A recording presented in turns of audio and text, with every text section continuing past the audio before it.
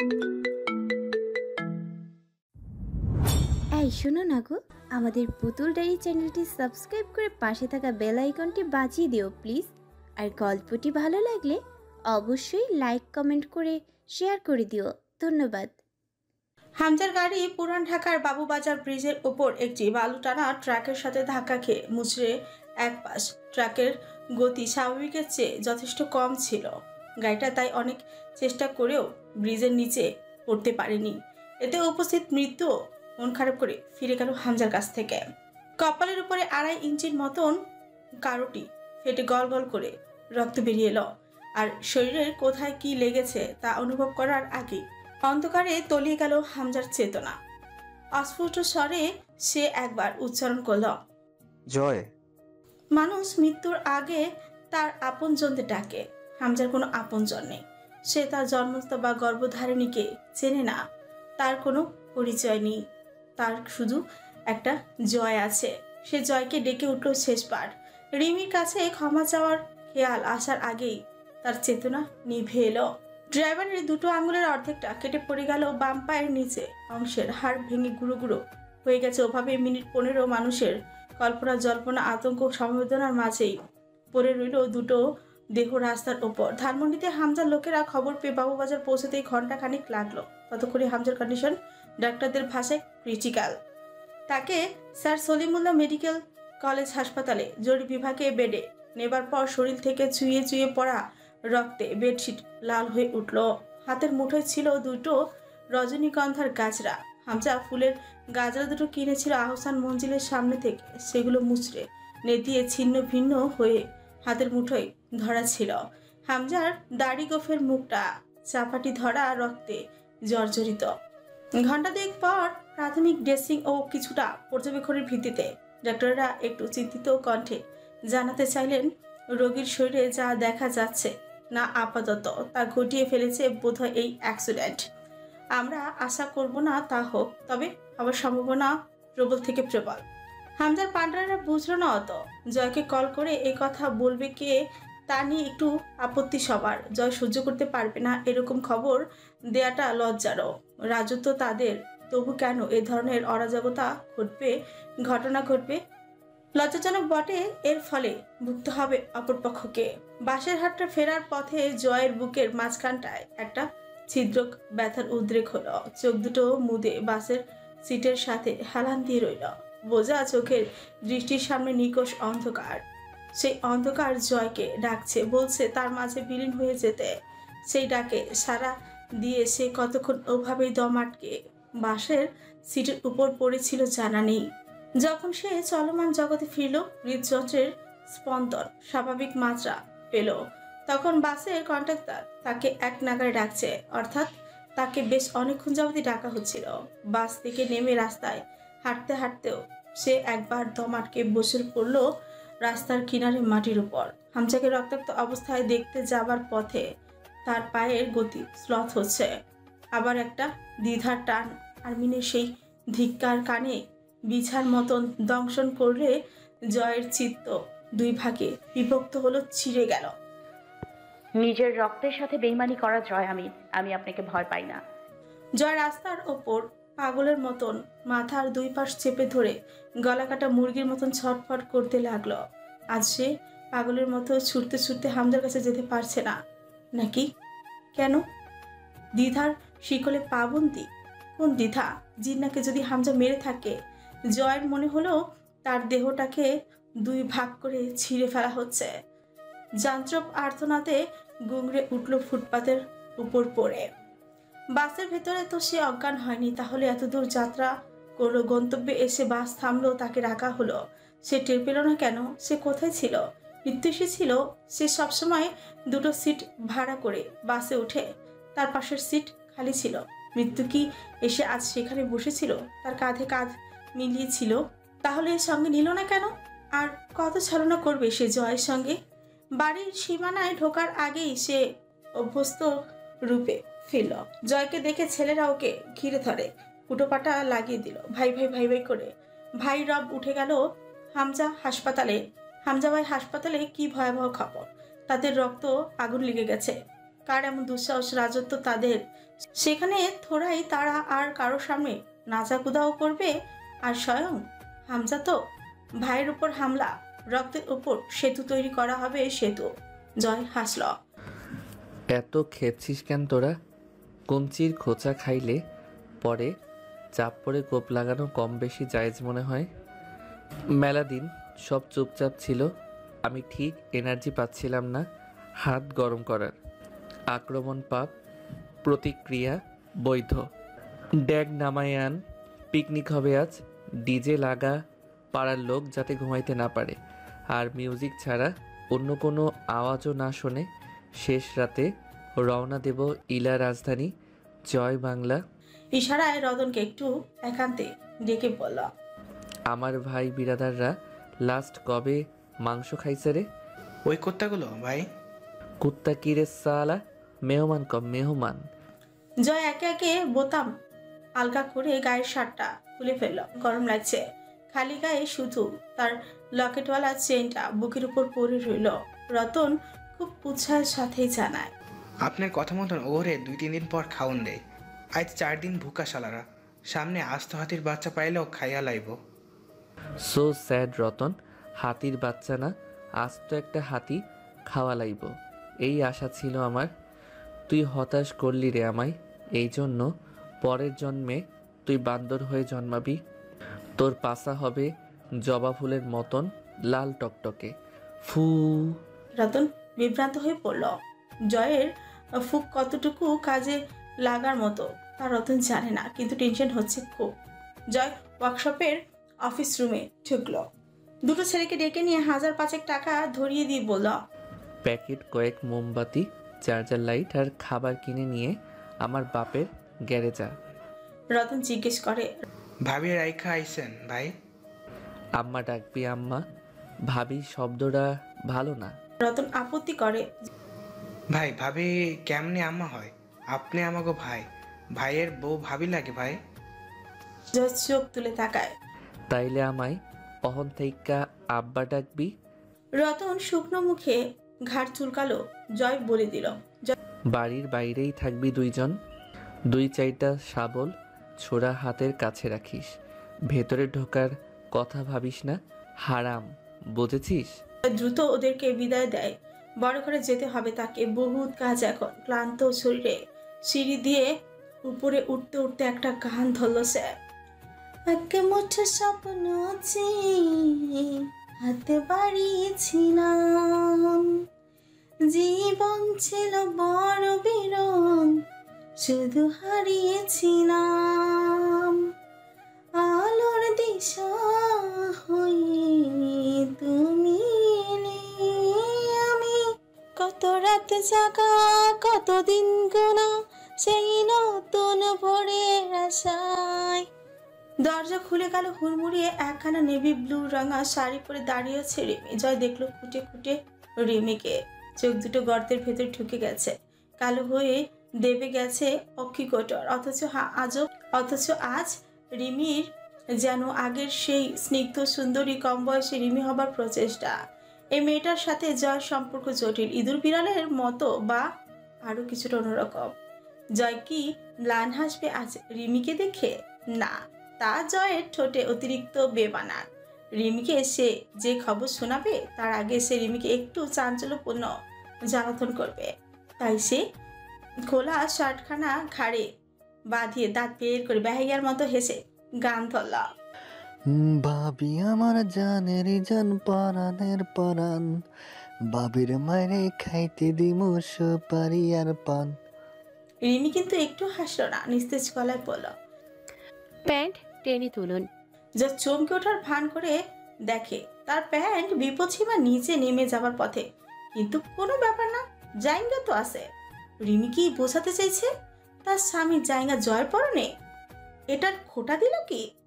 জয় এর প্রতিবাদে কিছু বলার আগে রিমি সেই একই রকম স্বরে বলা, এমপি সাহেব এসেছেন আপনার সঙ্গে দেখা করতে। যদিও আপনি জঙ্গলি অসভ্যতাকেও ছাড়িয়ে গেছেন, তবুও জানালাম সম্মানিত মানুষ, এভাবে ওনার সামনে গিয়ে না দাঁড়ালেই পারেন। জয় ফ্রিকুচকে 2 সেকেন্ড রিমিকে দেখে হোলস্টার থেকে পিস্তল বের করে এনে ম্যাগাজিন খুলতে খুলতে রিমির কানের কাছে একটু ঝুঁকে বলল, হাঁটতে গেলে কি অজু করে টয়লেটে ঢোকেন? রিমি অসন্তুষ্টি দিতে চোখ বুঝলো। জয় ম্যাগাজিনে বুলেট পড়তে পড়তে ফিসফিস করে বলে, শক্ত হয়ে দাঁড়ান। ভেতরে ঢোকার আগে আপনাকে একটা ক্যাঙ্গারু নিউজ দেব, যেটা শোনার পর আপনি ক্যাঙ্গারুর মতো লাফাবেন। রেডি? রিমি নিষ্প্রভ গলায় বলল। আপনার ভাই আজকে দিনাজপুর ফিরছে না, তাই তো? জয় স্থির চোখে তাকে শুকনো হাসে। না, আসতেছে তো নাই, উল্টা হাসপাতালে শুয়ে আমার আপনার অপেক্ষা করতেছে। তৈরি হন, মিটিং শেষে রওনা দেব। আপনার স্বামী খুব সেলফিশ লোক, আপনি বলে সংসার করতেছেন, আমি হলে জীবনেও করতাম না। রিমি শরীরে ভার হারালো, যেন শব্দ হয়ে দাঁড়িয়ে রইল। জয় শির বাজতে বাজতে পিস্তল ফের হোস্টারে গুজে ভেতরে ঢুকে উচ্ছ্বাসিত স্বরে বলা, আরে মামা, শান্তি বর্ষিত হোক আপনার উপরে নিচে সবখানে। আপনার সাথে সাক্ষাৎ করব বলে আইস কয়টা দিন ঘুম হয় না, তাই রাতে ঘুমাই। এমপি সাহেব সহ 9 জন লোকে বসে আছে বসার ঘরের সোফায়। বিভিন্ন রকম নাস্তা, শরবত ইত্যাদি পরিবেশন করা হয়েছে। জয় গিয়ে একটা সোফায় বসে পড়ল ধূপ করে। খালি গা, চেনটা ঝুলছে বুকের উপর। রূপর তৈরি যে অক্ষরটি জল জল করছে লকেট হিসেবে। রিমি নড়বড়ে পায়ে এসে দাঁড়ালো। জয় শীতল চোখে তাকে আদেশের স্বরে বলল, ভেতরে যান। রিমির সঙ্গে সঙ্গে চোখ নামিয়ে নিয়ে চলে যায় দ্রুত। এখনো তার সাহস হয়নি জয় ও হামজার এই নজরকে অগ্রাহ্য করার। শব্দ করে দরজা আটকানোর শব্দ আসে রিমির কক্ষ থেকে। জয় কানে আঙুল দিয়ে গা মেলে বসে হাসল। সব ঠিকঠাক মামা? সেই মুহূর্তে কোথা থেকে যেন দৌড়ে এসে খামচে ধরলো জয়কে। কোয়েল ফুপিয়ে উঠল, কোথায় থাকো? কোথায় থাকো তুমি? তুমি দেখি না? আমি দেখি না কেন তোমাকে? আমার চকলেট কেন এনে দেবে? বাবা তো হাতে না চকলেট নিয়ে। এবার আসলে আমি দেখাই করবো না। মামাও আসছে না কদিন। আমি কি খাবো? কাল কাতে খেলবো। এখানে কিন্তু আমি আর থাকবো না। জয় খামচি খেয়েও হাসছিল বলেই কামড় দিল হাতের উপর কয়েকটা। তবুও বেয়াদব জয়ের হাসি থামছেই না। দেখে বড় হাতিয়ার ব্যবহার করলো, থুতু ছিটালো জয়ের গায়ে। টুপ হাঁটবি না? থয় টান টয় টুপ করে থ না আমার কথা। 2-1 ফোঁটা থুতু পড়লো জয়ের গায়ে। জয় গাল চিপে ধরে দাঁত কিরমির করে টেনে তুলে উরুর উপর বসালো। হেসে 2 হাতের বাঁধনে জড়িয়ে নিল। তখনও কোয়েলের দুর্বল আক্রমণ চলছে তার শরীরে। একসময় কোয়েল ক্লান্ত হয়ে কোলের উপরই ঘুরে বসে গলা জড়িয়ে ধরে চেপে ধরে জয়কে। ঘাড়ে 2-1টা ছোট ছোট কামড়ও বসায়। জয় পিঠে হাত বোলায়, আবার ঝুঁটি নেড়ে জ্বালাতনও করে। এমপি সাহেব প্রসঙ্গে এলেন। নিখুঁত চতুরতার সঙ্গে বললেন, কামরুলকে মেরে দিলা? ওর বউ বাচ্চা 2 বেলা এসে কেঁদে কেটে যাচ্ছে আমার কাছে, কি করলা কও তো? জয় শুধুই হাসলো মেঝের দিকে চেয়ে। এমপি শুনতে চাইছেন জয় তার স্ত্রীকে বাঁচাতে তার সামনে নিজেও খুনের দায় নেবে। তখন তিনি বলবেন বাপ্পি ও রবিউল কিন্তু এখনো জীবিত। কি হয়েছে সব জানেন তিনি। জয় সেই সুযোগ দেবার লোকই নয়। সে কিচ্ছুই বলল না, শুধু হাসল। এমপি জিজ্ঞেস করলেন, কি হয়েছিল এমন? একটা তাজা প্রাণ এমনে পার্টি চলে? কামরুলরে মারছিস কেন তুই? বাপ্পি আর রবিউল কয় নাই, ওদেরকে সাল্লামি যাতে সবটা আপনাকে কইতে পারে ভালো মতন। এমপি সাহেব জয়ের জাদরের পড়ার ক্রু নজর দেখলেন একবার ওকে। নাটকীয়তায় থেকে বেরিয়ে চারপাশে নজর বুলাতে বুলাতে ঠোঁটে একটু অন্যরকম হাসি টেনেই বলেন, তোর ঘরোয়ালি অনেক প্রশংসা করেছে ওরা, তারই দেখতে বাড়ি বয়ে আসা। কই সে? খুব দুঃসাহসী শুনেছি। জয় কোয়েলের কচি হাত দুটোর সাথে খেলতে খেলতে নিঃশব্দে হাসায়। বাড়ির বউকে এভাবে দেখতে চাওয়া ঠিক না মামা, ব্যাপারটা ভালো না। এমপি সাহেব ঝুঁকে বসে নিচু আওয়াজে বললেন, খারাপ কিছু কি করছি এখনো? একবার দেখতে চাইছি, মামা বইলা ডাকছস, মামারে বউ দেখাবি না? না মামা, আর বইলেন না কথাটা। এইসব কথা বারবার উচ্চারণ করা ঠিক না। এমপি সাহেব হো হো করে হেসে উঠলেন। দেহ কি কয়? এই চ্যাংরা, তুই বুঝোস না আমি তোরে কত ভালোবাসি? নইলে এমনে আইসা ছোট চ্যাংরা গো মতো আবদার করতাম। আর আমি জানি তুইও আমারে ভালোবাসিস। ভালোবাসার মানুষ জান কুরবানি দেয় রে জয়। ভালোবাসায় জান কোরবানি নেও মামা? তুই কার কুরবানি নিবি? জান কুরবানি দেওয়ার নিয়ম ভালোবাসায়। আর তো বউ। ভালোবাসায় জান কোরবানি দেয়, বউ দেয় না। ওরে ওরে, এ রাজনীতি জুয়া রে জয়, জুয়া। সব কিছু বাজি ধরতে হয়। আজ তোর বউরে দিবি না, আমি আমার চ্যাংরা ঘরে কি বুঝাবো? ওরা তোর বউরে চায়। জয় বসা থেকে একটু উবু হয়ে হোস্টার থেকে পিস্তল বের করে শব্দ করে মুজেল চেপে ধরে রিলোড করে বলল, কোন ভেড়া কার মরণে চুলকানি উঠছে মামা? কয়জন রে মারবি তুই? বউ চাই কয়জন? হেসে মাথা দোলান এমপি। জয়, রাজনীতির সবচাইতে বড় রাজনীতি হইল গিয়া দুনিয়ার সব জাহান্নামে যাক, তবু দলের সাথে বেইমানি করা চলবো না। রাজনীতির সবচাইতে বড় নীতি হইল নীতির খেলাপি। জয়, দলের এক চ্যাংরা মরছে, তুই জয় না হইলে কি হইতো কত আব্বা? তোর এই বাড়ি এতক্ষণ খাড়া থাকতো এমনে, তুই জিন্দা থাকতি। অথচ আমি তোর সাথে দেখা করতে আইছি, আলাপ আলোচনা করে কি হয় করা যাবে।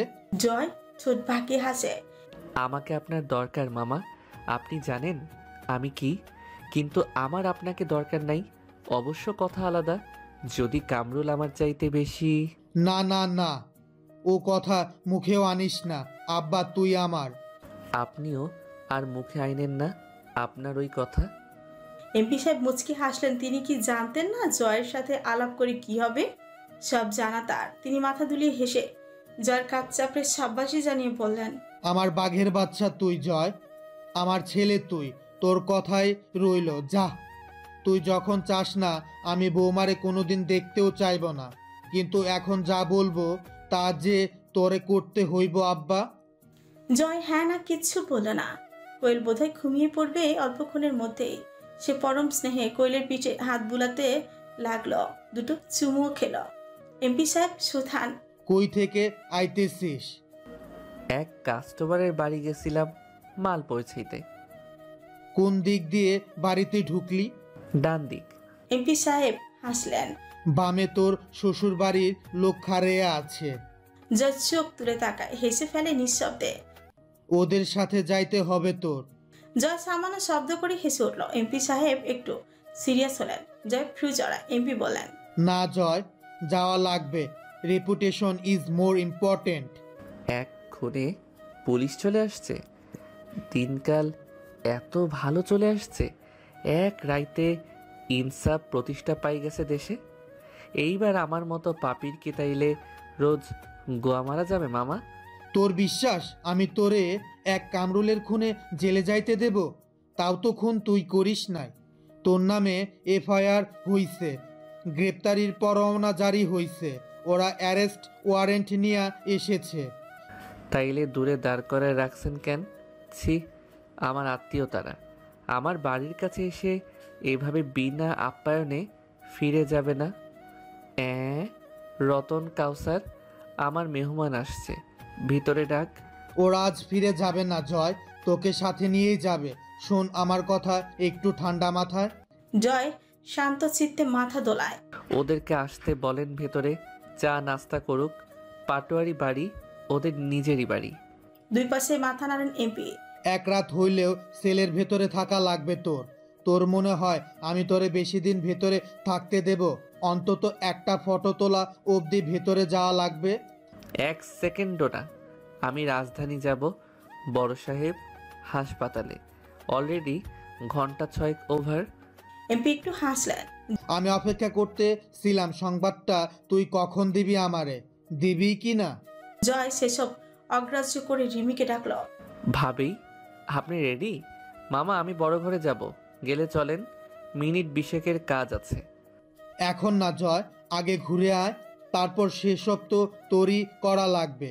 এখন আর পাপের বোঝা নতুন ভার চাপাস না। জয় উঠে দাঁড়ালো। এমপি সাহেব হাত চেপে ধরে বসান। শোন, তোর রেপুটেশন নষ্ট হলে তুই শেষ। জোর করে তুই পাবলিকের হাতের আন্ডারে রাখতে পারবি ঠিকই, তবে বেশি দিন না। জনগণের ভেতরে বিদ্রোহের পোকা বেশি থাকে। Reputation is the pillar of politics. আমার রেপুটেশন নষ্ট হবার চান্স নাই মামা, কারণ জয় আমিরের রেপুটেশন কোনো দিন ক্লিন ছিলই না। আপনি কইতে চাইতেছেন আমি সেলের পেছনে দাঁড়াবো, শালা সম্বন্ধীরা দাঁত বাইর করে আমার ফটো তুলবে, তা কাইল সকালে নিউজ ফ্রন্টলাইন হবে দিনাজপুরের একজন বিশিষ্ট ছাত্র সভাপতি হোগা মারা খাইছে। মামা, পাগল হওয়া যাবে না, পাগল হলেই সমস্যা। কার এত সাহস? আমি না চাইলে কেউ তোর ছবি ছাপাবে না, কোনো টিভি চ্যানেলে দেখানো তো দূর। চলেন বড় ঘরে যাই, ঘুরে আসি একবার। ওসব প্যাচাল বাদ, খুব বেশি দরকার পড়লে সরাসরি ক্রস ফায়ার করতে বইলেন। বন্দিত্ব আমার পোষায় না, হোক সে এক রাত অথবা 1 সেকেন্ড। তুই জানিস কি হয়েছে? তুই যতটা সহজভাবে নিচ্ছিস ততখানি সহজ না ব্যাপার। বিরোধী দলের একজন সিআইডি অফিসার তোমার পেছনে পড়ে আছে। ভাব ভাব এবার এবার তেরামি করলে থাপ্পড় মারবো একটা কান বরাবর। সে কে? একবার দেখা হলো না তো, একটা কোলাকুলি তো অন্তত করা দরকার। বাহাদুর অফিসার আমার হেফাজতে আছে, আমি কতক্ষণ ঠেকাবো তাকে? তুই রিসেন্ট নয়ডা মার্ডার কেসে সাসপেন্ড, আর কয়টা প্রমাণ সিআইডির হাতে। পাগলামি তুই করতেছিস। আচ্ছা, জেলে যাওয়াটা খারাপ কিছু না। বড় সাহেবকে নিয়ে দিনাজপুরে ফিরি, তারপর 2 দিন বনভোজন করে আসব শ্বশুরবাড়ি। কোনো সমস্যা নাই। জয়, কথা বেশি বলা ভালো না। তোর দলে এক চ্যাংরা, কি জানি নাম, ওইটা তো পুলিশ কাস্টোডিওতে। কবির আজ রাইতেই যাবি, কাল সন্ধ্যা হইতে না হইতে 24 ঘন্টার আগে তুই সহ সেও খালাস। তারপর বড় ঘর সাফ করাও লাগবে। তোরে জেলে রাখলে আমার চলবে। জয় চুপচাপ কোয়েলকে নিয়ে উঠে গিয়ে তুলির রুমের বিছানায় শুয়ে দিয়ে এলো। রিমির দরজা নক করলে রিমি দরজা খুলতে দেরি করে। সে অপেক্ষা না করে নিজের রুমে ঢোকে, আলমারি খুলল। তার ও হামজার রুমের দুটো আলমারি দুটো কাস্টমাইজ সিস্টেমে। নিচের দিকে লকারের নিচে আলাদা আরেকটা সেকশন আছে, সেখানে অস্ত্র রাখার হোল্ডার ছাড়াও আরেকটা ইন্টেরিয়র আছে। সেখানে তার বেশ কিছু প্রিয় ছোট বড় অস্ত্র রাখা থাকে। সেখান থেকে খুব আশ্চর্যজনকভাবে একদম অন্যরকম একটা জিনিস রাখা আছে, একটা সাদা গোলাপি রঙা ওড়না। সে সেটাই আগে বের করে কাঁধে ঝুলিয়ে নিল। এরপর লকার খুলে 3 বান্ডেল টাকা বের করলো। লাখদারেক হবে, তার রুমে এতটুকুই আছে। এরপর নতুন একটা সিগারেটের প্যাকেট, দুটো ছোট ছোট ছোড়া ইত্যাদি প্রয়োজনীয় সরঞ্জাম নিল। শেষে নতুন একটা শার্ট গায়ে দিয়ে রিমির কাছে গেল। রিমির চোখ মুখ বদলে গেছে, এমনিতেই প্রাণ ছিল না, এখন প্রেতাত্মার মতো নিথর লাগছে। জয় এক টুকরো শুকনো হেসে বলল।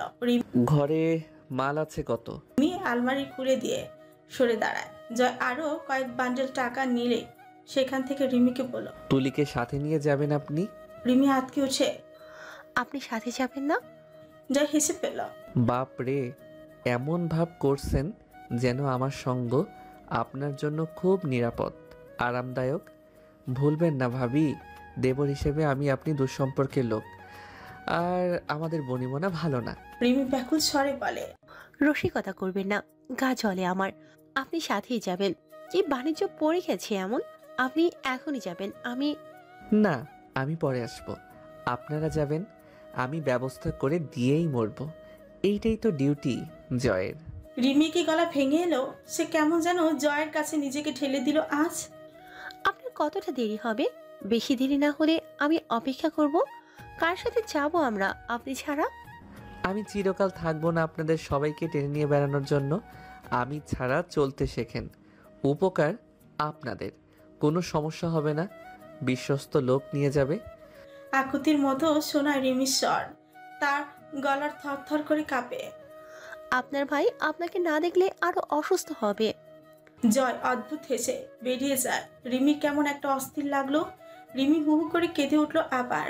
জয়কে তার চিৎকার করে ডাকতে ইচ্ছে করে। বিয়ের পর সবচেয়ে বেশি লড়াই সে যে লোকটার সাথে করেছে, সেই লোকটা তার দ্বিতীয় ভরসাস্থল। তার স্বামী হাসপাতালে, জানা নেই কি হাল। রিমি এই চলতি পথে কি করে নিজেকে সামলাবে যদি জয় আমির সাথে না থাকে? ধমকে চুপ না করায়। কিন্তু জয়ের হাতে তো সময় নেই। তাকে প্রস্তুত দেখে এমপি সাহেব বড় প্রসন্ন হলেন। তার এক ইশারায় মিনিট কয়েকের মধ্যেই বৃষ্টির মতো ঝমঝমিয়ে আইন কর্মকর্তারা এসে ভরে গেল পাটোয়ারি বাড়ির ড্রয়িং রুম। এরা কোথায় ছিল এরকম জটলা বেঁধে? সে এটাই আনমনে ভাবে ভাঙা চিত্তে ঘোড়াহাট থেকে ফিরেছে। তার চতুর চোখ দুটো নিমজ্জিত ছিল তখন অন্য জগতে। এমনকি তার ছেলেরাও কিছু টের পায়নি, যা কিছু বোঝে, একটু দ্বিধায় পড়ে, তারপর মাথা ঝুঁকিয়ে হাসে। একজন হাতে হাত করা পড়াতে লাগলো, আরেকজন তল্লাশি শুরু করলো। পিস্তল, ছোড়া সহ বেশ কিছু অস্ত্র এক নিমিষে বেরিয়ে এলো। জয় সিগারেটের প্যাকেটটা নিতে দিল না। এমপি সাহেব কপাল চিপলেন। একটুও ভয় ডর নেই কোথাও। জয় তার কাছে এক রত্ন বই কি তবুও। টাকাগুলো কর্মকর্তাদের অবাক করলো। জয় বলল, ওইগুলা সাথে নেন, আপনাদের জন্যেই। তোফা তোফা, পকেট গরম তো মন নরম, ঠিক না স্যার? ইন্সপেক্টর কটমট করে তাকা এমপির দিকে। এমপি চোখের ইশারায় থামান। রিমি ও তুলি হতবাক হয়ে দাঁড়িয়ে রইল। রিমি অন্তত কখনো এই বাড়ির কাউকে পুলিশের হাতে যেতে দেখেনি। সে বুঝতে পারছে না এসব কি হচ্ছে। তার স্বামী কি দুর্বল হয়ে পড়েছে? কি থেকে কি হচ্ছে? রহস্যময় লাগে তার সাথে ভয়াবহ। ছেলেরা বাকি হয়ে চেয়ে রইল। হাত কিরমির করে উঠছে কেউ কেউ। জয় ওদের পিঠ চাপড়ে বলল, বড় ভাবি, আম্মা আর আপ্পাকে পুরান ঢাকা নিয়ে যা, আমি আসছি। মামা, একটা গাড়ি দেন ওদেরকে। এমপি বাধ্য ছেলের মতন তীব্র বেগে মাথা নাড়ে। ওসব চিন্তা তোর কেন? ওসব আমার জিম্মা। হাত করা দিকে তাকে জয়ের হাসি পেল। তার হাতে বন্দিত্বের শিকল খুব বেমানান। সে মুক্ত বাজ, দক্ষ শিকারী। তাকে শিকার করা দুঃসাধ্য। সে চারিদিকে তাকাতে তাকাতে বেশ কয়েকবার জোরে ডেকে উঠল, তরু, তরু। কিন্তু তরু ছুটে বেরিয়ে এসে জয়ের সামনে দাঁড়ালো না। তবুও জয় আরো কয়েকবার গলা ফেলে ডাকলো, যেন তরু শুনতেই পায়নি। এবার শুনতে পেয়ে আসবেই আসবে। তুলির কিন্তু বুক মোচড় দিয়ে উঠল। সে রুখে গিয়ে জয়ের হাতখানা চেপে ধরে বলল, এভাবে ডাকছিস কেন জয়? শুনতে কেমন যেন লাগছে। যা তুই, যা তো, তুই পাপি, তোর পথে তুই যা। এসব তোদের জন্য না। জয় দুই হাতের বাহু ফাঁক দিয়ে তুলির গলায় মালার মতো হাত ঢুকিয়ে ঝুঁকে বলল, এইবার ফিরে আগে তোরে বিদায় করব বাড়ি থেকে, তোকে সহ্য করা যাচ্ছে না। জয় বেরিয়ে যাবার সময় আবার একবার পেছন ফিরে বেহায়ের মতো হাসলো। আজ তাকে কারাবরণ করতেই হতো। এই কারণ অনেকগুলো। কবির আজ কটা দিন আটক। এটা সহ্য করা জয়ের জন্য সহজ নয়। দ্বিতীয় এমপির ছেলেরা কামরুলের খুনি। জয় আমিরের স্ত্রীকে চায়। তৃতীয়ত পুলিশ বাহিনী যখন তাকে গ্রেপ্তারের ওয়ারেন্ট হাতে পাটোয়ারি বাড়ির দোরগোড়া এসে পৌঁছেই গেছে, মানে নিস্তারের পথ সংকীর্ণ হয়ে এসেছে। জয়কে নিয়ে যেতেই ছেলেরা পাগলপাড়া হয়ে উঠল। কিন্তু হামজা ভাই হাসপাতালে, তাদের জন্য এখন সেখানে পৌঁছানো তো জরুরি। এমপি সাহেব একটা নিজের ব্যবহার্য টয়োটা দিলেন। তুলি ঘুমন্ত কোয়েল রিমিকে সঙ্গে নিয়ে গাড়িতে উঠল।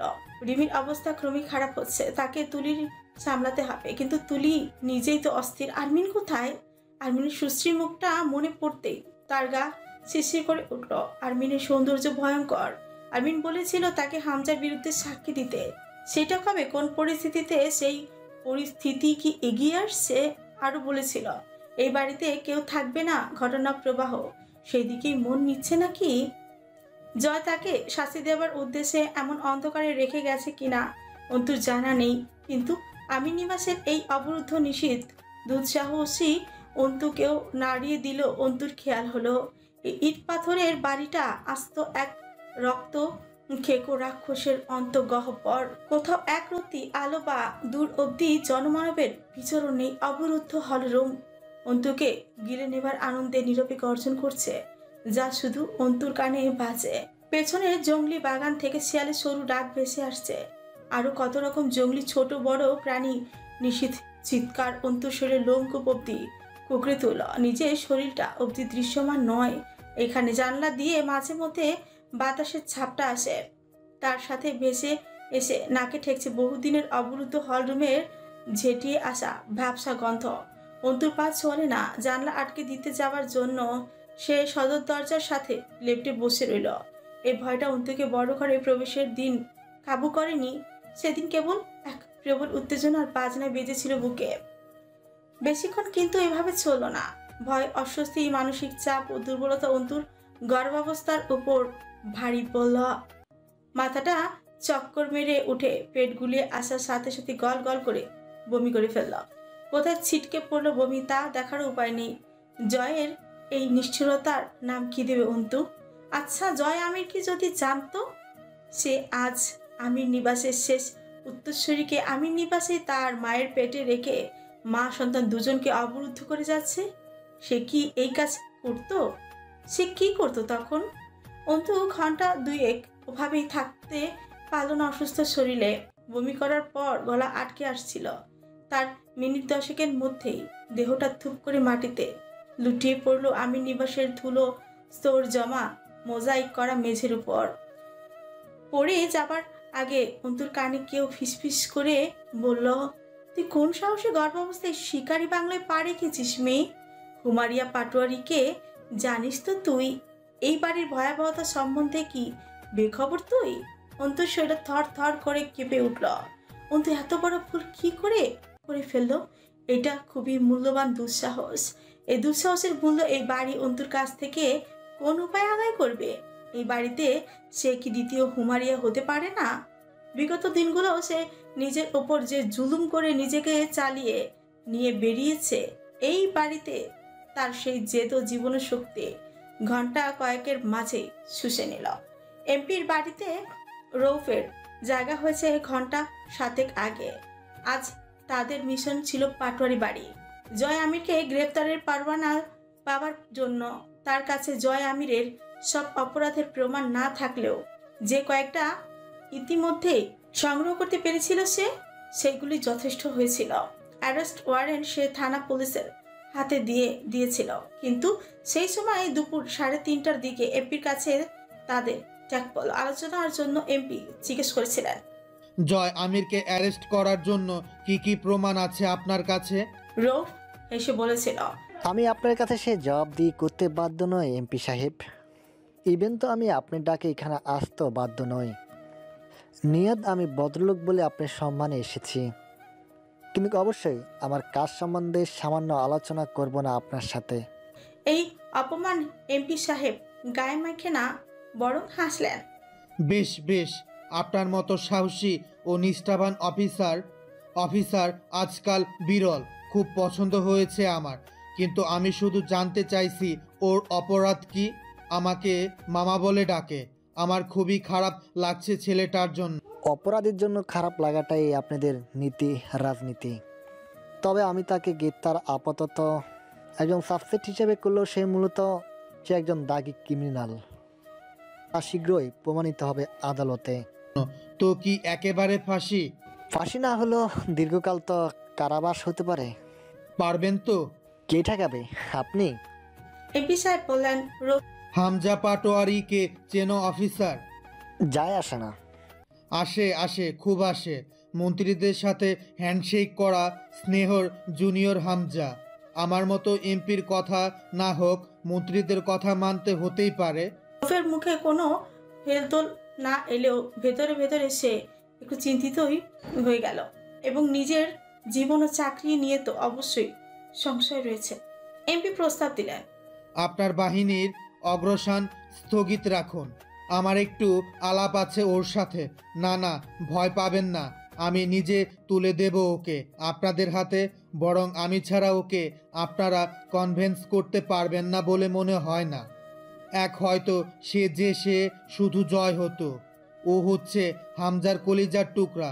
ওর গায়ে হাত মারলে আপনি হামজার কলিজায় খোঁচা মারবেন। এরপর কিছুই নিয়ন্ত্রণে থাকবে না। কিন্তু আমি পারবো। এবং এখন রূপ মোটামুটি সন্তুষ্ট। জয় আমির ধরা পড়েছে। ধরাটা কঠিন ছিল না অবশ্য, কিন্তু ধরে রাখাটা কঠিন, যেটার ঝুঁকি এখনো কাটেনি। জয় আমিরকে ধরে রেখে তার শাস্তি পর্যন্ত নিয়ে যাওয়া অবধি সব ঠিক থাকলে তবে হয়। জয়কে হেফাজতে নেওয়া হয়েছে রাত 9টার দিকে। রৌফ কায়সার ঘড়ির দিকে তাকালো। এখন রাত 11টা 23 মিনিট। এমপি সাহেব এখন পর্যন্ত দুটো পাইপ শেষ করেছেন। পাইপ সেজে দিচ্ছে তার কাজের লোক, তিনি ধোয়া টানছেন। দ্বিতীয়বার পাইপ শেষ করে এমপি সাহেব বললেন, আপনি এবার যেতে পারেন, নিশ্চিন্তে যেতে পারেন। জয়কে কেউ বাঁচাতে পারবে না। আপনি এখন এই নিশ্চয়তা কিভাবে দিচ্ছেন? এত সব প্রমাণ আপনার কাছে, তাও আপনি ভাবছেন ও খালাস হয়ে যাবে? আপনি নিজেই নিজের ওপর ভরসা রাখতে পারতেছেন না। খোঁচা মারা কথা রৌফ এটা টের পেল, কিন্তু টের পেল না এমপির গভীর চাল। সে বিভ্রান্ত হয়েই বেরিয়ে গেল এমপির বাড়ি থেকে। এমপি চোখ বুজে নিজের আসনে বসে রইলেন। এমপি প্রায় 2 দিন পর্যন্ত জানতেই পারেননি ওর 3 জন লোকের কি হাল হয়েছে হামজার বড় ঘরে। তিনি তার সেক্রেটারিতে দিয়ে হামজাকে কল করিয়ে বলেছিলেন, এই কাজ কে করেছে? হামজা খানিকক্ষণ পর কল ব্যাক করে বলল, জয় মেরেছে, বাদ দিন, এসব হতে থাকে। হয়তো মেজাজ খারাপ ছিল, কিছু ঝামেলা হয়েছে, মেরে দিয়েছে। আমি ওকে বুঝিয়ে বলবো। ডাহা মিথ্যে কথা কামরুলকে মেরেছে জয়ের বউ, কিন্তু 2 ভাই বাটপারি করলো এমপির সাথে। কিন্তু এমপি সাহেব জানেন না হামজা নিজেই জয়ের বাটপারির শিকার হয়েছে। জানা নেই জয় এর আগে কখনো হামজাকে মিথ্যে বলেছিল কিনা। এমপি সাহেব তো বহুক্ষণ বিশ্বাসই করতে পারেননি ব্যাপারটা। ওর মাথায় শুধু একটা কথাই এলো, ওটা মেলো না খাতিকিনি। বাপ্পি আবদার করেছে ওই খাতিকিনিকে তার চাই। ভাতিজার আবদার এমপি ফেলতে পারে না, কিন্তু এটা তো ব্যাপার না। আসল ব্যাপার, পরদিন এমপির গোয়ালে পোষা এক পুলিশ জানিয়ে গেল রৌফ কায়সার হামজার বিরুদ্ধে আসা অভিযোগের নথি সরিয়ে রেখেছে। সেখানে সীমান্তের খুনি হিসেবে হামজা ছিল এবং তার সাক্ষী প্রমাণও। এমপি সাহেব বিস্ময় হাঁ করে ছিলেন অনেকক্ষণ। অনেকটা বাতাস গালে ঢোকার পর তিনি হুঁশে ফিরে পেলেন হামজাকে। তিনি আগে পরে ভয় পান হামজা একটা বিচ্ছু। এই তো সপ্তাহ কয়েক আগে তিনি জানতে পারলেন ওই বিচ্ছু সামনের সংসদ নির্বাচনে প্রার্থী হবে। এই আসনেরই সেদিনেরই বিস্ময়ের কাছে এসব কিছুই না। সেদিন পর তিনি 7 দিন হাঁ করেছিলেন একাধারে। এই আসনে হামজা প্রার্থী হওয়া মানে উনি ফিনিশড। হামজার জন্য মরণ ভয় জেগেছে সেদিন থেকে। তিনি শুধু অপেক্ষা করছিলেন সুযোগ বুঝে হামজার জানাজার নামাজে শরীক হবার। কিন্তু এরই মাঝে 2 ভাই ওনাকে আবার হাঁ করে দিয়েছে। সেই ক্ষেত্রে এক সচেতন নাগরিক হিসেবে তিনি কোনোভাবে আর বেশি দিন ওই বিচ্ছুকে দুনিয়া রাখতেই পারবেন না। কিন্তু মজার ব্যাপার হলো ওনার বিশেষ পরিশ্রমই হচ্ছে না। দৈব বলে সব পথ তৈরি হই আছে 2 ভাইয়ের মরার। তিনি শুধু সামান্য আঙুল ঘোরাবেন। হামজা এমনিতেই আত্মরা হয়ে গেছে এবং সেটা কাকতালীয় ভাবে আজই সব তৈরি। তিনি শুধু 10 মিনিটে একটা ছকে গেছেন। তিনি উপর মহলে অনুরোধ করেছেন, কিছু বন্দী আছে হামজার হেফাজতে, তাদেরকে মারতে জয় আমিরকে 1 রাতের জন্য কারাগার থেকে ছাড়তে হবে। বন্দীদেরকে খালাস করে আবার সহি সালামতে কারাগারে চলে যাবে জয় আমির। এমপি সাহেব আরেকটা পাইপ সেজে দিতে বললেন কাজের লোককে। জয় আবার কারাগারে ফিরবে নাকি খোদার কাছে, সেটা তিনি ঠিক করবেন। হামজা চেতনা ফিরে পেল ভোর 4টার দিকে। শরীরে এক ধরনের অসারতা, চাইলেই সে তার অঙ্গগুলোকে নাড়তেই পারছে না। তার নিস্তেজ চোখ দুটো কিছু খুঁজল। রুমটা অন্ধকার। সে কি পাটরি বাড়িতে নিজের বিছানায় শুয়ে আছে? রিমি কি এই অবস্থায় তার কাছে আসেনি? কিন্তু টের পেল সে আসলে তার মাথার কাছে বসে আছে ঝুঁকে। ঝিমুতে থাকা জয়ের মুখটাকে খুঁজছে। হামজার প্রখর অনুভব শক্তি গন্ধে অনুমান করলো সে হাসপাতালে শুয়ে আছে। আপাতত কেবিনে কেউ নেই, সে একা শুয়ে। হাতে ক্যানোলার সুচ ফুটানো জায়গায় এবার টনটনি করে উঠল। কিন্তু যে কোনো অঙ্কেই মস্তিষ্কের নির্দেশ দেরিতেই পৌঁছায়। ধীরে ধীরে চেতনা আসার সঙ্গে সঙ্গে তার সামনে তার জীবন এসে দাঁড়ালো। অন্ধকারে জীবনকে স্পষ্ট দেখা যাচ্ছিল না, কিন্তু অনুভূতি হামজার বুকে চাপ ফেলল। এই অন্ধকার কিসের? শেষ রাতের নাকি তার শেষ জীবনের? প্রতীকী অর্থে তো দুটোরই শেষ, তবুও পার্থক্য আছে। রাত শেষ হলে আলো ফোটে, মানুষের জীবন শেষ হলে অসীম অন্ধকার। সে জীবনের শুরুতে না খেয়ে চুপচাপ থাকতেই শিখেছিল। খাতার অভাবে কার্টুন বক্সের খাপে লেখা চর্চা করছে, আঘাত হজম করে কুট বুদ্ধি ফাঁকাতে পটু হয়েছে, জন্মেছে। 12 বছর বয়সে জানতে পেরেছে তার কোনো পরিচয় নেই, না আছে সে সম্ভবত বস্তির কোনো নোংরা কুঠুরিতে বড় অবহেলার সাথে জন্মানো এক অপ্রয়োজনীয় জীবন। নবজাতকের কদর বড় লোকেদের থাকে, গরিবদের কাছে নবজাতকের সবজির খোসা। হামজার মনে পড়লো তার ঔরসে জন্মানো দুটো শিশু কিনা তার চেয়েও বড় অভাগা ও অবহেলিত ছিল, যাদের মা তাদের ভ্রূণ থেকে মানব শিশুতে অবধি পরিণত হতে দেয়নি। বাথরুমে কমোডের নিচে ফ্লাশ হয়ে গেছে তারা। কি আশ্চর্য! হামজা সেটা থরথরিয়ে উঠল। তার খুব ভয় করছে। অন্ধকার ভালো না। জয় কোথায়? হামজা কি করে পারে জয়কে দৃষ্টির বাইরে রেখে সেভাবে পড়ে থাকতে? তার কিছু ছিল না। পরে সে দুটো জিনিস কামিয়েছে, জয় ও ক্ষমতা। একটাকে সে হেলায় ফেলতে পারে না। সে চেঁচিয়ে ছেলেতে ডাকতে চাইল। সে জানে বাইরে তার অপেক্ষায় করছে। দিনাজপুর থেকে কেউ আসেনি, তার কেউ নেই কোথাও, এই জন্যই কি কেউ আসেনি? কিন্তু তার ক্ষমতা আছে, সেটা কোথায়? টুট টুট শব্দ হতেই হচ্ছে খুব দ্রুত, শেষ রাতে নিস্তব্ধতায় অন্ধকার কেবিনে এই টুট টুট শব্দটা হামজাকে অস্থির করলো। কিসের শব্দ এটা? কয়েক মিনিটের মাথায় কয়েকটা ছেলে নার্স দৌড়ে এলো। নার্স খুব বিরক্ত। শেষ রাতে রোগীর সমস্যা হওয়া উচিত না, এই সময় তারা একটু জিরিয়ে নেয়। হামজার হার্টবিট 120 থেকে 22 পর্যন্ত উঠেছে, সেটা খুব তাড়াতাড়ি 140 ছাড়িয়েছে। কিছুক্ষণ থতমত খেয়ে নার্সের হুঁশ এলো দ্রুত। তখন অ্যাডেনোসিন পুশ না করলে খারাপ কিছু হতে পারে। অ্যাডেনোসিন পুশ করার পর হামজার মনে হলো সে মরে যাচ্ছে। তার দম বন্ধ হয়ে এলো, বুকে ভয়ানক ব্যথা উঠে গেল। সে হাত তুলে বুকে রাখতে চেয়েও পারল না। বা হাতে ক্যানোলা, ডান হাতের মাধ্যমে আঙ্গুলিতে অক্সমিটার সেন্সেলার ক্লিপ লাগানো। তার জয় কোথায়? রিমি কি আসবে না? হামজার চেনা মুখগুলো ঢাকা পৌঁছাতে সকাল 8টা বাজল। তখন রিমি ভীষণ রকম কাহিল। মানসিক অস্বস্তি তার শরীরে ও দুর্বল করেছে। ছেলেরা গিয়ে হামজার কেবিনের সামনে নিয়ে এলো ওদেরকে, কিন্তু হাত পা থরথর করে কাঁপছে। সে কিভাবে মানুষটার সামনে গিয়ে দাঁড়াবে? শেষবার যখন দেখা হয়েছিল রিমির ভেতরের যে ঘেন্নাটা ছিল তা এখনো আছে। থাকলে সেটার ধরন কেমন? লোকটা ঘুমিয়ে আছে। হার্ট মনিটরিং ডিভাইসে টুট টুট শব্দ ছাড়া কেবিনটা নিঃশব্দ শীতল। রিমি দেখলো লোকটার হার্টবিট 88 থেকে হুট করে বেড়ে 94 হচ্ছে, আবারও কমে 85-তে আসছে। মাথার উপর বিশাল ব্যান্ডেজ, হাতের বাহুতে, শরীরের বিভিন্ন স্থানে ত্বক ও মাংস ছেঁড়া, সেসব স্থানে ঔষধের প্রলেপ, প্রশস্ত লোমজ বুকের ওপর ছোট ছোট ইসিজি প্যাচ লাগানো। বিশাল দেহটা পড়ে আছে বেডের উপর। রিমির বুকের ভেতরটা মুচড়ে উঠল। এমন বিশ্রী ভয়ঙ্কর কোনো দৃশ্য রিমি আগে কখনো এমন খুঁটিয়ে খুঁটিয়ে দেখেনি। রিমি দরজার কাছে দাঁড়িয়ে রইল। কোয়েল মামার এই অবস্থায় খুব চিন্তিত। সে বুঝতে পারছে না মামার কি হয়েছে। গায়ে এসব লাগিয়ে শুয়ে থাকার মানেটা কি? সে গিয়ে মামার কানে কানে ফিসফিস করে থাকলো।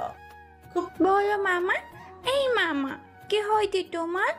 ও তো আমরা আসতে, মামা মারতে, মামনি আসতে, উঠবে না। পরিশ্রম সাধ্য এক চেষ্টার পর সে উঠে বসলো বেডের উপর, প্রায় হামজার গায়ের উপরই চড়ে বসে ডাকলো, বাবাকে করতে হবে বুঝলে? ওঠো, তোমার কি খুব বেশি অটুক হইতে? আমি তো বুঝতেছি না। হামজা উঠছে না দেখে পেছন ফিরে মামুনির দিকে তাকায় সে। মামুনির চোখ চিকচিক করছে। মামুনির উচিত ভেতরে এসে তার সঙ্গে মিলে মামাকে ডাকা, কিন্তু তার ডাকে হামজার হাত নড়ে উঠল। সকালের ঔষধ দেবার জন্য নার্স এসে দাঁড়ায়। হামজা কোয়েলকে দেখে বুড়ির মতো বেডের এক টুকরো জায়গায় বসে আছে সে। তার মুখের দিকে ঝুঁকে হামজা বুকের ভেতর চিনচিন করে উঠল। মৃদু হাসি দেখা গেল ঠোঁটে। অস্ফুট উচ্চারণ করল, আমার আম্মা। অক্সিমিটার ক্লিপ লাগানো হাঁটা দিয়ে জড়িয়ে নিল নিজের সাথে কোয়েলকে। নার্স বাধা দিতে আসে। হামজা চোখ ইশারায় শুধু তাকালো একবার, ইশারায় চলে যেতে বলল। নার্স ভীত পায়, দ্রুত বেরিয়ে যায়। তখনও হামজার চোখ কিছু খুঁজছে, একটি চিন্তিত গম্ভীর মুখ, যে এখন নার্সের সাথে গায়ে পায়ে পড়ে ঝগড়া করবে, ডাক্তারদের ধমকাবে, হুমকি দেবে হামজাকে এক্ষুনি ঠিক করার জন্য, নয়তো ডাক্তারের বউ বাচ্চা শেষ। হামজার হৃদস্পন্দন ধাই ধাই করে। 102 উঠে গেল। সে এতক্ষণে টের পেল তার পিঠ শরীরের অন্যান্য অংশের চেয়ে অবশ। দরজার কাছে ছিপছিপে দেহের একটি শাড়ি পরিহিতা নারী দাঁড়িয়ে।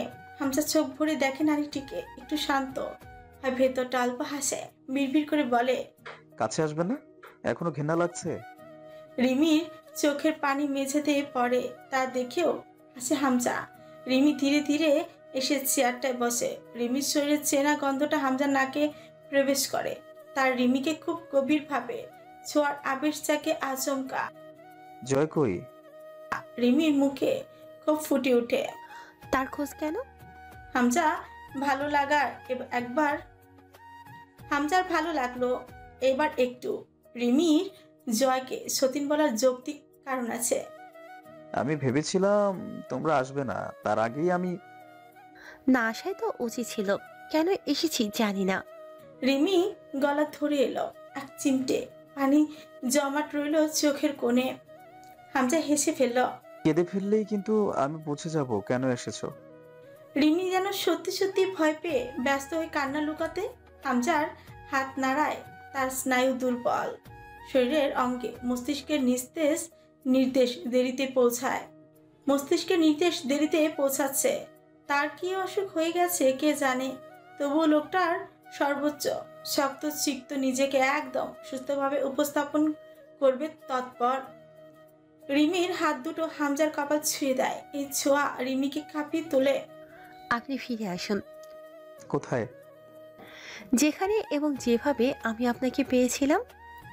বোকা নারী, তুমি খুবই সুন্দরী একজন নারী, কিন্তু ধরো কখনোই আয়নায় নিজের সৌন্দর্য দেখোনি আগে, হঠাৎ একদিন দেখলে, তা বলে তুমি কি সেদিনই সুন্দরী হলে?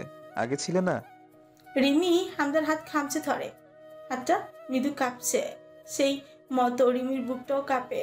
কি হয়েছে লোকটার? আমি আগেও এই ছিলাম, শুধু তোমার চোখে ধরা পড়েছে হঠাৎ। তার মানে তুমি আমার এই আমিকেই ভালোবেসেছো গিন্নি? কে বলেছে আমি ভালোবাসি আপনাকে? তোমার চোখের পানিকে জিজ্ঞেস করলে তাই বলবে। রিমি ছটফট করে উঠে, ঠোঁট কামড়ে ধরে। আমার সামনে আপনার এই বৃষ্টি রূপ না আসলেও তো পারতো। অর্ধাঙ্গিনী মানেই তো সবকিছুর অর্ধেক অর্ধেক। পাপেরও পালাতে চাইছো কেন?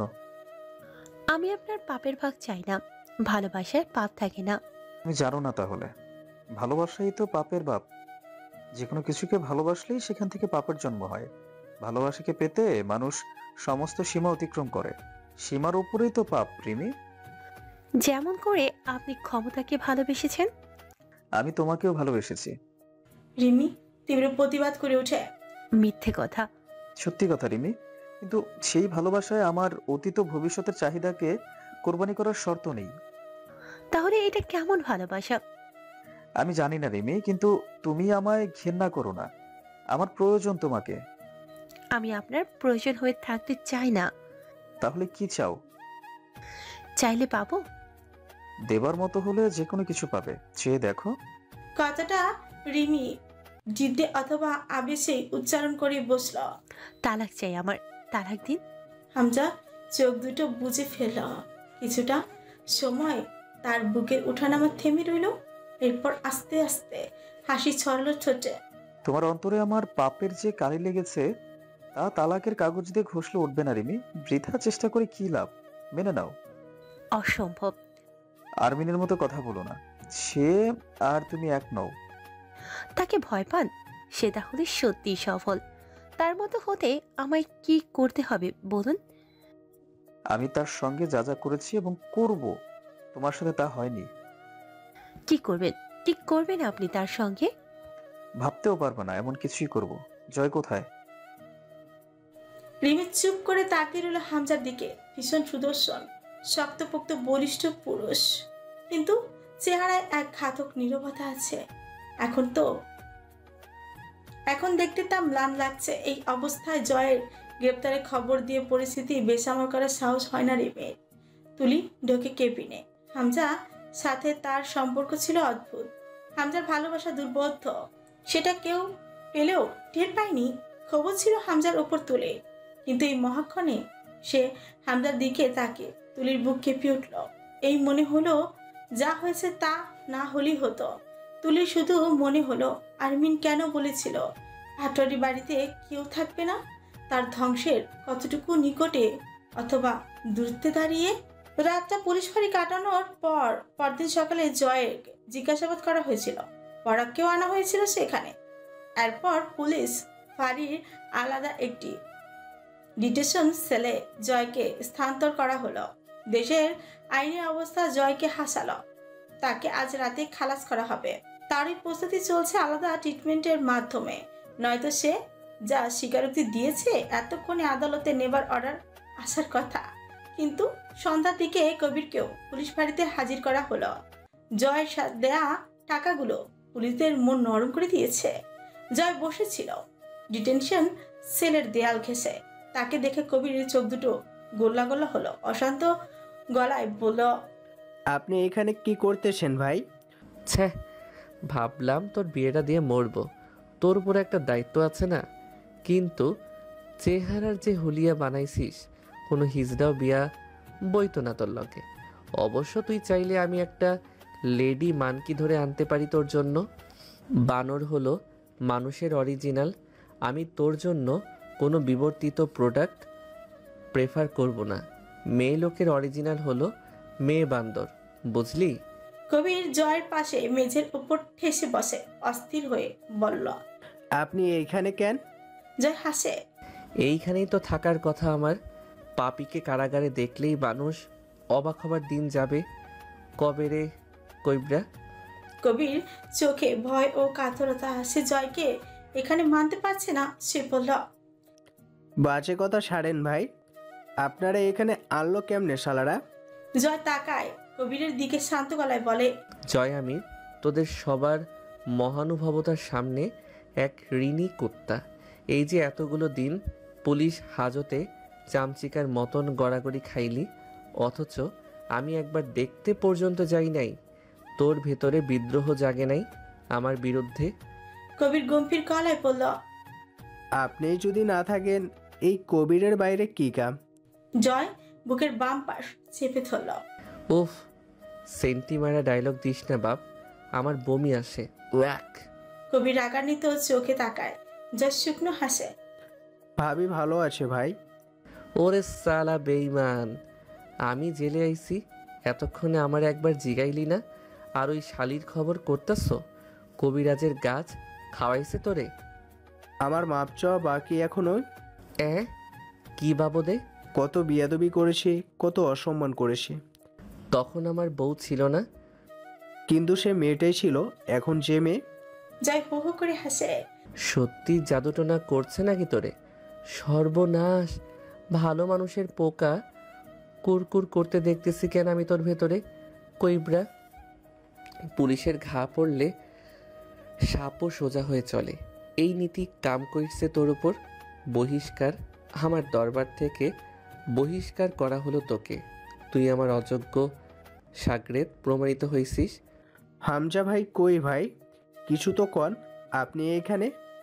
তোর কি মনে হয়েছিল তুই মুখ না খুললে জয় আমির অমর হয়ে যাবে? এসব কথা আসতেছেন কেন ভাই? আপনারা আনছে কেমনে ওরা? সাহস কি বেশি হয়েছে? গৌচাটা কুত্তা করো। হামজা ভাই মিটফোর্ডের বেডে পড়ে আছে। তোর পেয়ারের ভাবি তার শ্বশুর বাড়ি, আমি আমার শ্বশুর বাড়ি। আরও কিছু জানতে চাইলে দ্রুত প্রশ্ন কর। আগামী 2.5 মিনিটের মধ্যে আমি ঘুমায় যাব। কবিরের গলা শুকিয়ে এলো। জয় হেলান দিয়ে বসে থাকে দেয়ালের সাথে। চোখ বুজে হেলান দিয়ে বলে, তোর কাইল ছুটি কইবরা। তোর ভাবির একটু খেয়াল মেয়াল রাখিস, শালির আবার কেউ নাই, এতিম। ভাই এবার কিন্তু বাড়াবাড়ি হচ্ছে। বাইর হইলে আমি আপনি একসঙ্গে বাইর হইব। তাই নাকি? আমার পাপের 10% তোর আছে। তোর মা কাঁদতে কাঁদতে অন্ধ হয়ে যাচ্ছে, আর তুমি নিমখারাম সালা পরের চ্যাংড়ের জানের গ্যারান্টি হয়ে বসে আছো এখানে। কবির এতক্ষণে খেয়াল করে জয় আমিরের গলায় গামছার মতন একখানা ওড়না চলছে। কবির লুকিয়ে মুচকি হেসে ফেলে। আপনি গিয়েছিলেন মার কাছে? জয় আচমকা চোখ খুলে তাকালো কবিরের দিকে। কাঁধে হাত রেখে বলল, যার পরিবার আছে তার জন্য পরিবারের উপরে কিচ্ছু নাই কবির। তোর বাপ পঙ্গু, তোর মার একমাত্র ভরসা তুই। আমি তোর ধ্বংসকারী মূর্খের মতন আমার পিছনে জীবন ক্ষয় করতেছিস। তোর সৃষ্টিকর্তা দুইজন তোর প্রতীক্ষায় বসে আছে, দরজা খুলে। আপনার প্রতীক্ষায় কেউ নাই। জয় আবার অবাক হবার ভান করে হেসে ফেল। আছে নাকি? বলিস কি রে? আসে। ভুয়া কথা, আমার কোনো মা নাই। ভাই খালি মাই অপেক্ষা করে না, আর কেউ করে না। আমি যখন খেলতে যাইতাম এর ওর নাক ফাটায় আসবো, কেউ আমারে ধাক্কা দিয়ে ফেলে আমার হাঁটুর চামড়া ছিলে দেবে। এই চিন্তায় আমির বাড়ির বেটার বউ আমির নিবাসের ফটকের কাছে লাঠি নিয়ে দাঁড়ায় থাকতো, কোনো দিন মারতো না। আমির বংশের চ্যাংরা, আমারে মারে সাহসকার, তারপর আর কেউ করে নাই আমার অপেক্ষা। আপনি এখন আর সেই বাচ্চা নাই। এখন যার করার কথা সে অবস্থায় মা চাইতেও বেশি সে আপনারে ঘেন্না করে। এইটা তো আপনারই দোষ ভাই। জয় মাথা দুলিয়ে হাসে। 2-4টা দোষ থাকাই তো ভালো রে। আর একজন আছে, আপনি হামজা ভাইরে চিনেন? দুনিয়া ওলট পালট করে ছাড়বে। জয় চোখ বুজে হাসে। আমার জন্য এই দুনিয়া নাকি আমার দুনিয়া? কবির অস্থির হয়ে বলল। কি বলতেছেন? জয় ডাকে। কবির? ভাই। ধর, জিন্নাকে বড় সাহেব খুন করছে। কবির ছিটকে উঠল। অসম্ভব, হতেই পারে না। মুখ চেপে ধরল জয়। চুপ শালা, আমি যতটা বিশ্বাস করি তাকে, তুই তার চাইতেও বেশি। হামজা ভাইয়ের জান আপনি, এসব কথা মুখে আনতে নেই ভাই, ভুল বুঝছেন। ওই মুরসালিন মহান জঙ্গি কিছু ভুলভাল বুঝাইছে আপনারে। সঠিক কি? কবিরের কাছে এর উত্তর নেই। সে শুধু এই জীবনে হামজা ও জয়ের ভাঙন দেখতে পারবে না। তার আগে তার চোখ উপড়ে ফেলা হোক। জয়কে সে চিনতে পারছে না বলেই মনে হলো তার শরীরের অত্যাচারের ব্যথাগুলো আর অনুভূত হচ্ছে না। এখন শুধু তার খুব বুক জ্বলছে। ভাই, ভাবিরে ওই বাড়ি রাখছেন? ওইখানে ভাবিরে নিয়ে থাকার প্ল্যান আছে? তুই খুব খুশি মনে হচ্ছে। জয় ছাদের দিকে মুখ তুলে এক চোট হাসে। খুশি তো ভাই, এই জীবনে আপনার একটা সংসার দেখার চাইতে খুশির আর কি হইতে পারে? কার সংসার? আপনার আর ভাবির। ভাই, আপনি চাইলেও পারবেন। চাওয়া অন্যায়। এত জটিল কেন লাগতেছে সব কিছু? ধুর, সহজ ছিল কবে, সেই তারিখটা বল। এখান থেকে খালাস হওয়া শুধু সময়ের ব্যাপার। তারপর যাচ্ছেন তো নিচের বাড়ি, ভাবিও ওইখানে, সব সহজ হয়ে যাবে। এইখান থেকে খালাস হয়ে আমি ওইখানে যাব, তুই শিওর? কবির উপর নিচ মাথা দুলায় জয় হাসল। আমার তীর্থে যাবার সময় হয়ে গেছে রে পাগলা।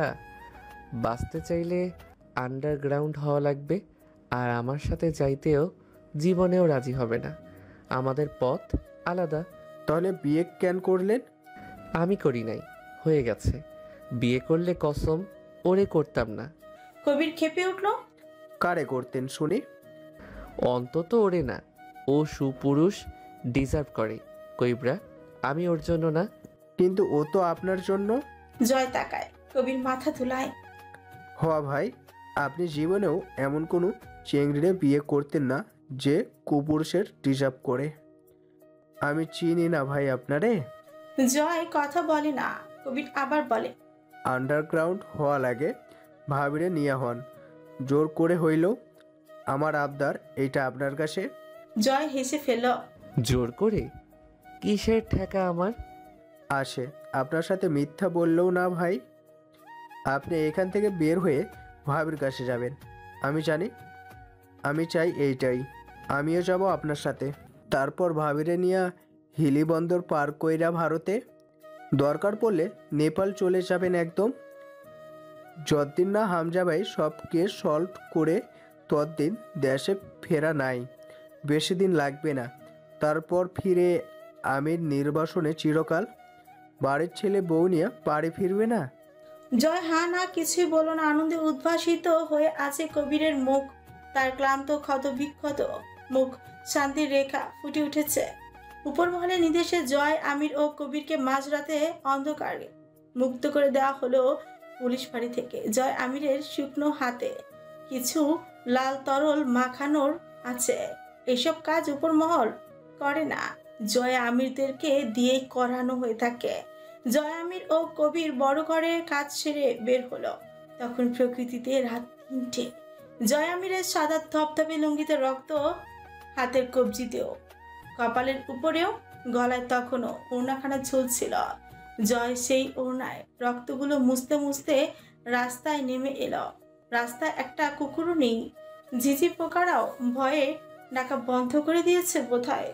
কবিরের মেজাজটা থমকে ছিল। যা ঘটলো বড় ঘরে তা কবিরকে খুব একটা সুখ করতে পারেনি, তবু কিছু একটা তাকে সব প্রদীপ করে। সে জয়ের কানে ফিসফিস করে বলে, এভাবে ওনার মালিকের সাথে নিজেকে ঘেঁষে পাপগুলো মুছে ফেললেও পারেন। জয় নিঃশব্দে হাসে। ওড়নার মালিক আমাকে এই অবস্থায় দেখে বড় জোর ঘৃণায় একদলা থুতু ছুঁড়ে দিতে পারে। নিজেকে এগিয়ে দেবে না পাপের ভাগ নিতে, আর তুই আমাকে থুতু খাওয়াইতেই নিয়ে যাচ্ছিস। কবির, আমার এই মুহূর্তে একবার শুধু রাজধানী যাওয়া জরুরি। ওই শালি আত্মহত্যা করে নেবে, তবু এখন আর আমার সাথে যাবে না। আপনি রাইখে যাইতে পারবেন তারে এখানে? সকালের আলো ফুটতেই যদি আপনার এনকাউন্টার করতে বাইর হয় পুলিশ শালারা, ওগরে মন কখন কি চাপে কওয়া যায়। আবার চিরুনি তল্লাশি নাটক শুরু হইব, তারে কার কাছে রাইখা যাইবেন? কবির জানে জয় আমির রাজধানী হয়ে যদি জয় আমির আন্ডারগ্রাউন্ড হবার পথে পাড়ি দেয়, তার ঘরওয়ালিকে কোনো শর্তেই এখানে রেখে যাবে না। কিন্তু সত্যি কি এই অবস্থায় সেই নারীটি এই পিশাচকে গ্রহণ করবে? একটা সিএনজি পেলে ভালো হতো। কিছুই নেই রাস্তায়। দুজন হেঁটে হেঁটে বাসেরহাট বাজারের ওপর পৌঁছালো। আর একটু হেঁটে এগিয়ে যাবার পথে শো করে একটা দ্রুতগামী কিছু কবিরের কানের গোড়া দিয়ে ছুটে গিয়ে চায়ের দোকানের বেঞ্চিতে বিঁধল। বোধহয় দূর থেকে পোলের সামান্য আলো অন্ধকারেও একটুও দূর করেনি। জয় এক মুহূর্তের মাঝে কবিরকে এক ধাক্কায় ছিটকে নিজের থেকে দূরে ফেলে দিল। পর মুহূর্তে বিকট শব্দে করে পরপর দুটো বুলেট এসে জয় আমিরের শরীরে বিঁধল। একটা মাংসপেশি ছিঁড়ে ফুরে বেরিয়ে গেল। জয় কুঁজো হয়ে পড়ল। মুখ থেকে ছিটকে একটা ভোঁতা আর্তনাদ বেরিয়ে গেল। আর তার পরক্ষণেই হেসে ফেলল সে। চোখ জ্বলছে, পানি ভরে উঠেছে চোখ দুটোয়। দম ফুরিয়ে এলো বুকের মাঝখানে, দলা হয়ে চাপ ধরে গেল গল গল করে। রক্ত বেরিয়ে মাটিতে পড়ায়। অনেকটা ধুলো আটার মতোই দলা পাকিয়ে মেখে উঠল জয় আমিরের রক্তে। জয় গা কাঁপিয়ে হাসে।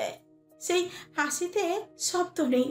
হাঁটু গেড়ে বসে পড়ে, চোখে পানি ধুলোর উপর পড়ে। কারা যেন পেছন থেকে দৌড়ে পালিয়ে যায়। জয় দম নেবার চেষ্টা করে না করলেও তার অবাধ্য শরীরটা নিস্তেজ হয়ে লুটিয়ে পড়তে চাইল না। দম নেবার চেষ্টা করল। কবির এত জোরে ডেকে উঠল, ভাই ভাই ভাই, জয় ভাই। সাঁতরে উঠে আসে কবির। জয়ের ঢলে পড়তে চাওয়া শরীরটা জড়িয়ে ধরে। জয় আমিরের গা কাঁপছে। জয় হাসছে, প্রাণ খোলা হাসি হাসছে। বারবার দম আটকে এসে আবার নিঃশ্বাস টেনে নেবার ফোঁস ফোঁস শব্দ হয়। কবিরের প্রচেষ্টাকে ব্যর্থ করে জয় আমিরের শরীরটা ঢলেই পড়ল ধুলোর উপর। কবিরের শরীরের নিচের দিকে জয়ের রক্তে ভরে উঠল। জয় দেখতে পায় মৃত্যুর চপল পায়ে এগিয়ে এসে তার শিওরে হাঁটু গেড়ে বসল। সে একবার শেষবার দম টানার চেষ্টা করে। অস্পষ্ট স্বরে ডাকে, হামজা ভাই, বড় সাহেব হাসপাতালে। কবির, আমি তারে দেখতে যাব। মৃত্যু বড় যত্নে জয় আমিরের মাথায় হাত বুলিয়ে দিল। শরীরে কি অসহ্য ব্যথা, শিরা উপশিরা ঝেঁটিয়ে রক্ত ছুটে যাচ্ছে ক্ষতের দিকে। সেই কলকল ধ্বনি শুনতে শুনতে জয় আমির আরামে চোখ বোঝে।